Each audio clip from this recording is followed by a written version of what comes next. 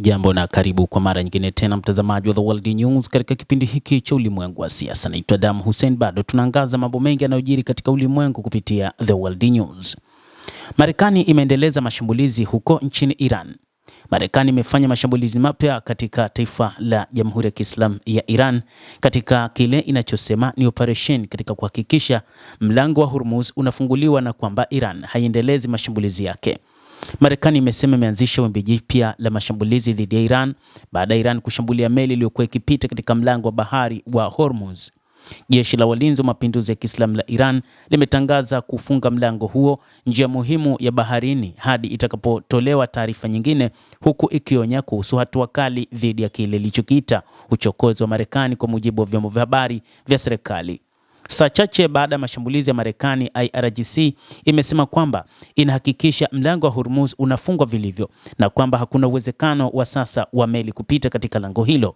Hata hivyo, Marekani inapigania kufunguliwa kwa mlango wa Hormuz, ambapo rais wa Marekani amewataka wa Iran kutangaza katika umma kwamba mlango wa bahari Hormuz uko wazi na kwamba meli zote zitapita bila kizuizi chochote.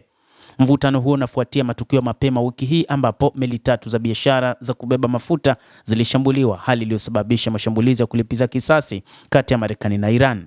Kamandi kuu ya jeshi la Marekani CENTCOM imesema imeanzisha duru ya tatu mashambulizi wiki hii baada ya IRGC kushambulia waziwazi meli yenye usajili ya Cyprus MV GFS Galaxy iliyokuwa ikivuka mlango wa bahari wa Hormuz. Kwa mujibu wa CENTCOM, meli hiyo iliharibiwa vibaya katika chumba cha injini na haikuweza kuendelea na safari yake. Aidha, mfanyakazi mmoja wa kiraia wa meli hiyo anaripotiwa kutojulikana alipo. Shirika la habari la Uingereza la UK Maritime Trade Operation UKMTO limesema lilifahamishwa na mamlaka za kijeshi kuwa wafanyakazi wa meli hiyo walilazimika kuiacha baada ya kushambuliwa na kuanza kutumia boti ya kujiokoa.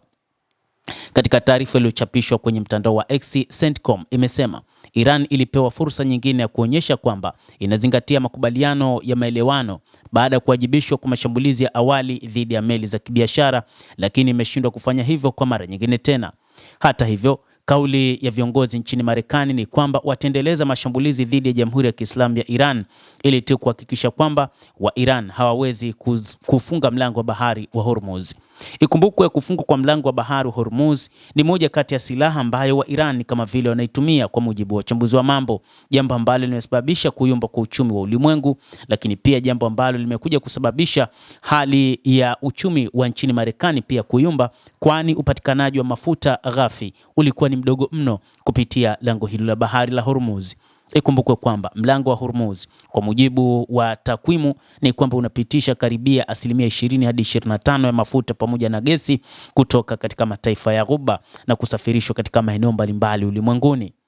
Sasa eneo hilo limeonekana ndio eneo pekee ambalo linapigwaniwa vilivyo na hata baadhi ya mataifa ya NATO, moja kati ya eneo ambalo sasa wanaona lina umuhimu, kama ambavyo aliwahi kuambia rais wa Marekani Donald Trump, ni mlango wa bahari wa Hormuz, ambao kwa namna moja ama nyingine umesababisha hali ya maisha yao kuyumba kwa namna moja ama nyingine. Na ndio sababu hata katika mkutano uliofanyika huko Ankara nchini Uturuki, wanachama wa NATO walieleza kwa uwazi kwamba wanakubaliana na mashambulizi ya Marekani juu ya kile kinachotajwa na Iran kuhusu kufungwa kwa mlango wa bahari wa Hormuz na kushambuliwa kwa meli katika lango hilo la bahari la Hormuz. Mtazamaji wa The World News, hayo ndio tuliokuwa nayo wakati huu. Mashambulizi ya Marekani yameongezeka kwa mara nyingine tena. Endelea kutufuatilia, lakini nikusihi usisahau kulike, usisahau kucomment, kadhalika usisahau kusubscribe channel yetu hii ili upate habari hizi kwa mapana kupitia The World News, ili ujue ni nini ambacho kinajiri katika ulimwengu kupitia hapa The World News. Naitwa Adam Hussein. Endelea kuwa nasi wakati wote, endelea kutufuatilia.